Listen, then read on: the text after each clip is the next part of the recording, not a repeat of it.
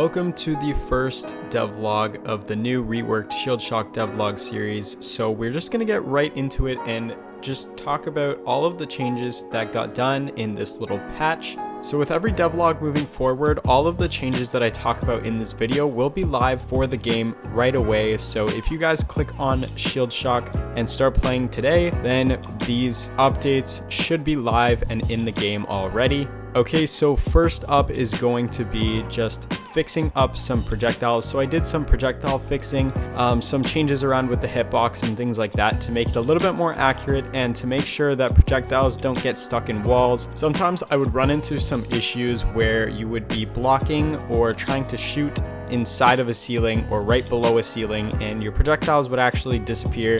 So that is no longer going to happen, hopefully. And I think that things are just a little bit better with projectiles, collisions, and just all that kind of stuff.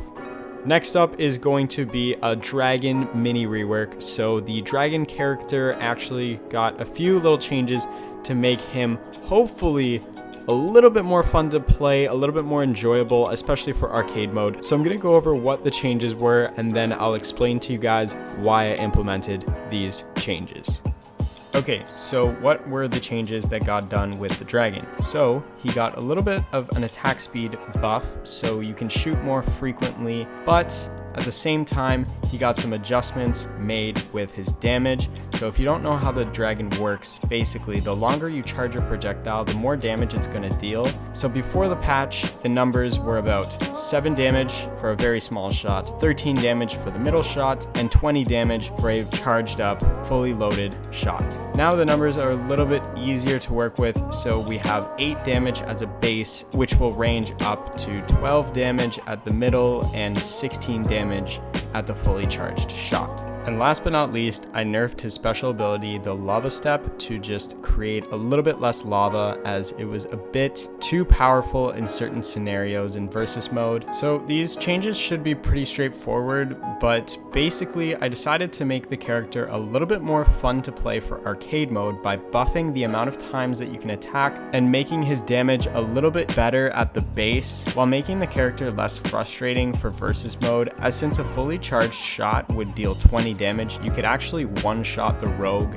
The range on his charged shot was just so huge that it was either really bad or really good. So I just wanted to make the character a little bit more beginner friendly and easier to use, but not insanely powerful when you really understand what the character's strengths are. So next up is the rare currency. So this is kind of the biggest thing that went down in this devlog. So now you will have another type of currency on your screen, and this is going to be a little purple coin that can appear. Any enemy can drop it, but it's a very rare thing to drop, so you might get one every wave, sometimes more, sometimes less. And when you earn enough of this currency, you can actually find a secret shop in the game, and in the secret shop you can purchase towers with this special currency. Now I talked a little bit about it in the last video, but you can see the towers here and they're pretty cool. They're structures that once you buy them, every time the wave starts, they will spawn in a new location and will offer some kind of effect, from healing you, shooting at enemies, or exploding on contact.